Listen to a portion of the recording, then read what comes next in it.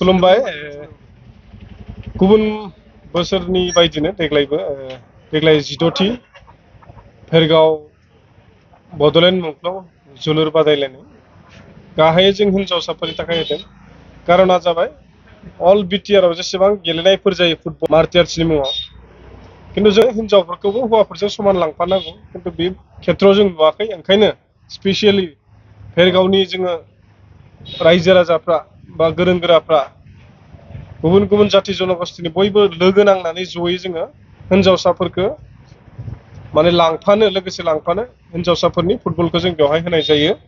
दा ओंखायनो जोङो बेनि गेजेरजों मोनसे खोथाखौ जों खावलायनो लुबैदों बिटिसि सरकार जायफ्रा दं बिथांमोनखौ जे जिहेतु गुबुन गुबुन गेलेग्राफोरनो बा कमिटिफोरनो बड'लेण्ड मुंख्लं जोलुर बादायलायनायनि मुङाव बा गुबुन गुबुन इभेन्टनि नामाव बिथांमोना एकालेन्ड खमसे खम 5 लाखै होयो आरो। ओंखायनो स्पेसियेलि जिहेतु जोङो हिनजावसाफोरनि अल बिटिआरआवनो खालि हिनजावसाफोरनिल' जोङो खुंनाय जायो। ओंखायनो जोंबो खावलायदों जे बिटिसि गभर्नमेन्टआ जोंनि खावलायनायखौ लाखियो, जों अफिसियेलि मुभ खालामगोन।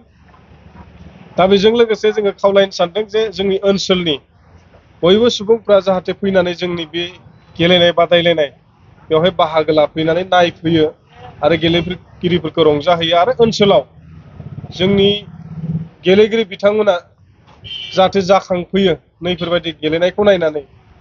ओंखायनो जोङो देग्लाय गोजाननि टीमखौ हासाखैब्लाबो बाहेरा स्टेटनिफ्राय जोङो टीम लाबोनो माने हादों होननानै जों सानगोन।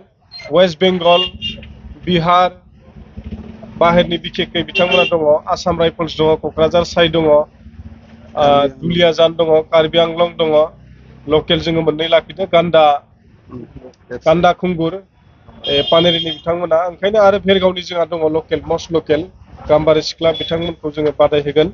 दा बेवहाय आं रायजो राजा बिथांमोनखौ बयखौबो खावलायनो नागिरो, जिहेथु जोंहा थाखा फैसानि आंखाल, थिखानाय थाखा गैया, ओंखायनो जोङो खांनानै बानायनाय जायो। ओंखायनो बयबो जायफ्रा लाइजाम मोनदों बा जोंनि एसे डनेसन बिदों बिथांमोना बयबो जाहाथे जोंनो अननानै होयो, जाहाथे मुंख्लं बिथांमोननि मुङाव।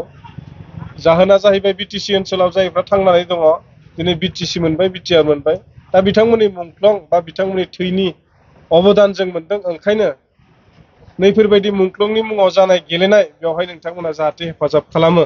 ओंखायनो बयखौबो आं दिनै खनसे लास्ट जोबथारनायाव खावलायनानै आंनि जि प्रेस मिट नैबे समाव दोनथ'नाय जाबाय। गोजोन्थों। खावलायनो थालांदों जे 15 फैबाय थानाय नैबे मार्चनि 15 बा सेप्तेम्बरनि 15निफ्राय जोङो गेलेनायखौ जागायगोन। बेवहाय जोङो टटेलि फ्रि होनाय जागोन।